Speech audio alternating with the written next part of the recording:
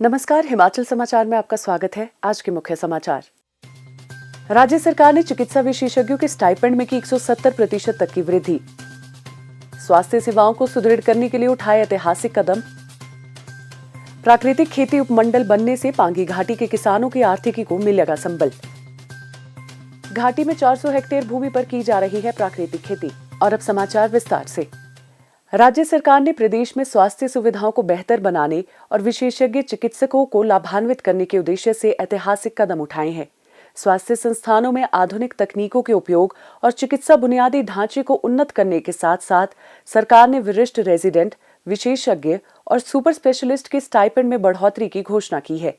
राज्य सरकार ने ऐतिहासिक निर्णय लेते हुए चिकित्सा विशेषज्ञों के मासिक स्टाइपेंड में 50 से 170% तक की वृद्धि की है। वरिष्ठ रेजिडेंट और ट्यूटर स्पेशलिस्ट के लिए स्टाइपेंड 60,000 व 65,000 रुपए से बढ़ाकर 1 लाख रुपए तक कर दिया गया है, जबकि सुपर स्पेशलिस्ट और वरिष्ठ रेजिडेंट के लिए स्टाइपेंड 60,000 व 65,000 से बढ़ाकर 1,30,000 रुपए तक कर दिया गया है। हिमाचल प्रदेश में 6 मेडिकल कॉलेज और एक सुपर स्पेशलिटी अस्पताल है। आईजीएमसी शिमला और डॉक्टर राजेंद्र प्रसाद राजकीय चिकित्सा महाविद्यालय टांडा जैसे संस्थान पोस्ट ग्रेजुएट सुपर स्पेशलिस्ट और सीनियर रेजिडेंट डॉक्टरों के सहयोग से महत्वपूर्ण स्वास्थ्य सेवाएं प्रदान कर रहे हैं। बढ़ाए गए स्टाइपेंड से कुशल चिकित्सा पेशेवरों के लिए सरकारी सेवा को और अधिक आकर्षक बनाने की उम्मीद है, जिससे इस महत्वपूर्ण अंतर को मिटाने और सभी स्तरों पर स्वास्थ्य सेवाओं को मजबूत करने में मदद मिलेगी। राज्य में चिकित्सा विशेषज्ञों को आकर्षित करने के एक अन्य कदम में अध्ययन अवकाश पर गए चिकित्सकों को पूरा वेतन मिलेगा, जिससे उनके पेशेवर विकास को और बढ़ावा मिलेगा। इसके अतिरिक्त राज्य सरकार डॉक्टर नर्स रोगी अनुपात के लिए अंतर्राष्ट्रीय मानकों को लागू करने के लिए कार्य कर रही है और इन मानदंडों को पूरा करने के लिए भर्ती प्रक्रिया में तेजी लाई जा रही है, जिससे राज्य के लोगों को बेहतर स्वास्थ्य सेवाएं प्रदान की जा सके। चंद्रभागा नदी के किनारे बसी पांगी घाटी के निवासी अपने उपमंडल को प्रदेश का पहला प्राकृतिक खेती उपमंडल बनाने की घोषणा से खासे उत्साहित है। मैं हिमाचल प्रदेश का पहला प्राकृतिक खेती सब डिवीजन बनाने की भी पांगी को घोषणा करता हूं।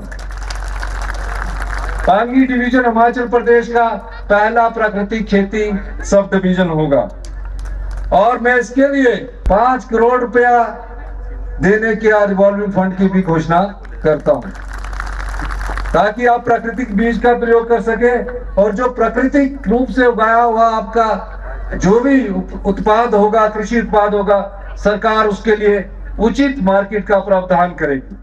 पांगी घाटी में यूं तो सदियों पुराने पारंपरिक तरीके से खेती की जा रही है, लेकिन प्राकृतिक खेती पद्धति को अपनाकर यहाँ के किसान व बागवान आर्थिक रूप से समृद्ध बनेंगे।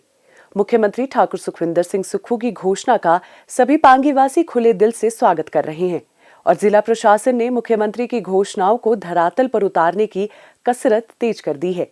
पांगी घाटी की 19 पंचायतों के लगभग 25,000 निवासियों में से अधिकतर अपनी आजीविका के लिए कृषि और बागवानी पर निर्भर हैं, लेकिन पारंपरिक तरीके से खेती करने के कारण फसलों को बीमारियों का खतरा बना रहता है। वहीं प्राकृतिक खेती पद्धति में बीमारियों से बचाव और फसलों का उत्पादन बढ़ाने की क्षमता है, जिससे उनकी आर्थिकी भी सुदृढ़ होगी। 2 वर्ष पूर्व प्राकृतिक खेती से जुड़ी भटवास निवासी श्रीमती रतु देवी ने बताया कि हमारे बुजुर्ग भी खेती में रसायनों का उपयोग नहीं करते थे। हम आज भी किसी प्रकार की रासायनिक खाद, कीटनाशकों व अन्य दवाइयों का इस्तेमाल नहीं कर रहे हैं।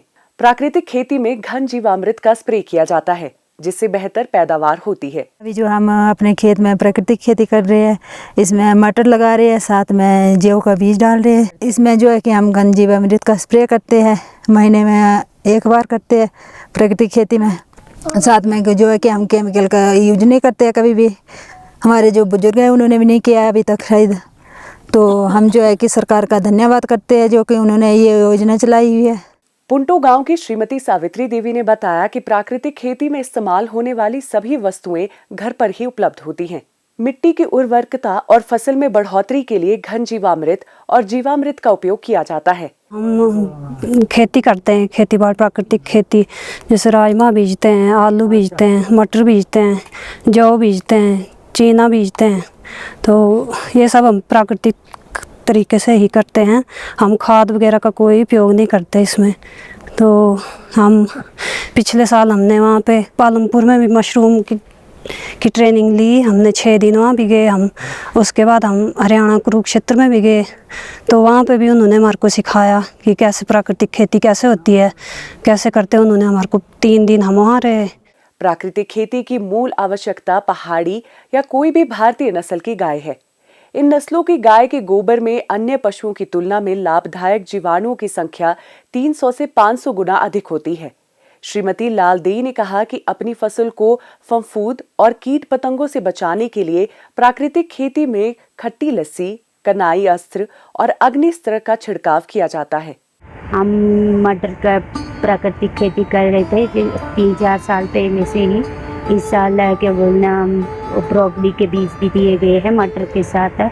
हम ब्रोकली में जीवामृत का स्प्रे, खट्टा लस्सी का स्प्रे करते हैं। स्प्रे करने से हमें फ़ायदा हो रहे हैं, जैसे कि मटर में दाग धब्बे नहीं पड़ते हैं, बारिश हुए भी तो दाग धब्बे नहीं पड़ते हैं। जैसे कि क्या बोलना स्प्रे करने से मटर के जो ठेकेदार आते हैं खेत पे ही 60 और 65 की इस हिसाब से पेमेंट कर रही है।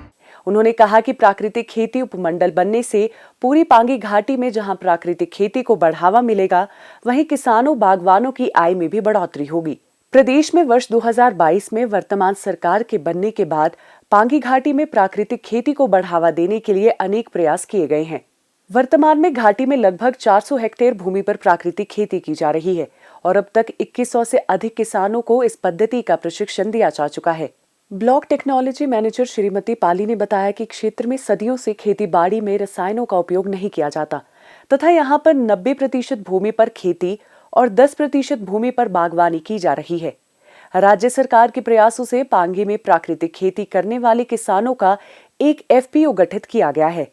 इस FPO के माध्यम से किसानों का सेब 75 रुपए प्रति किलो की दर से बेचा जा रहा है। वहीं राजमा, आलू और मटर की फसल के भी अच्छे दाम मिल रहे हैं। अभी तक हमने 2100 फार्मर्स को ट्रेनिंग दे दिया है और जो इसमें हमारे 400 हेक्टेयर के करीब जो एरिया है हमारे कन्वर्ट कर दिया नेचुरल फार्मिंग में।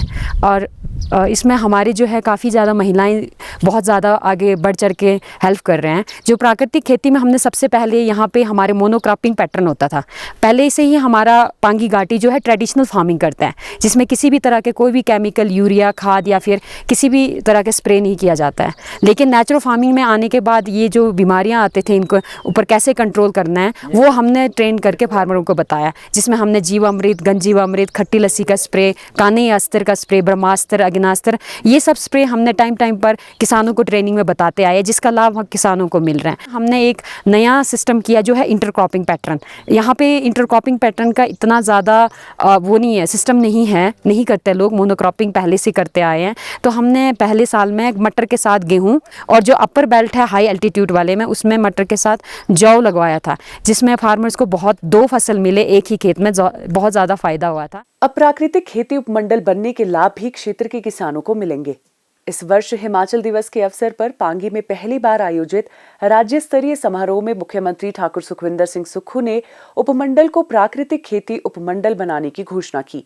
वहीं घाटी में प्राकृतिक खेती से उगाए जाने वाले जौ की फसल को भी 60 रुपए प्रति किलो समर्थन मूल्य देने की घोषणा की गई। पांगी घाटी के किसान व बागवान प्रदेश सरकार की इन घोषणाओं के लिए आभार व्यक्त कर रहे हैं। हमारे यहाँ पे 15 अप्रैल को हिमाचल दिवस मनाया गया, जिसमें हमारे मुख्यमंत्री श्री सुखविंदर सिंह सुक्खू जी आए थे। तो उन्होंने हमारे पांगी को एक प्राकृतिक खेती के लिए प्राकृतिक उपमंडल घोषित किया है। तो जिसमें हमारे पूर्वजों पे पुराने पूर्वज थे, वो पहले यहाँ पे प्राकृतिक खेती करते थे। यहाँ मतलब कोई रसायन कोई केमिकल यूज नहीं किया जा रहा था। इस कार्य के लिए मैं सरकार से बहुत खुश हूँ और मैं उसका बहुत आभार व्यक्त करना चाहता हूँ। हिमाचल समाचार देखने के लिए सब्सक्राइब करें यूट्यूब चैनल हिमाचल समाचार, लाइक करें Facebook page information and public relations department Himachal Pradesh और CMO हिमाचल, फॉलो करें X @DPRHP और CMO हिमाचल, फॉलो करें इंस्टाग्राम @DIPR हिमाचल और CMO हिमाचल, विजिट करें वेबसाइट www.himachalpr.gov.in। इस अंक में इतना ही, कल फिर होगी मुलाकात। दीजिए इजाजत, नमस्कार।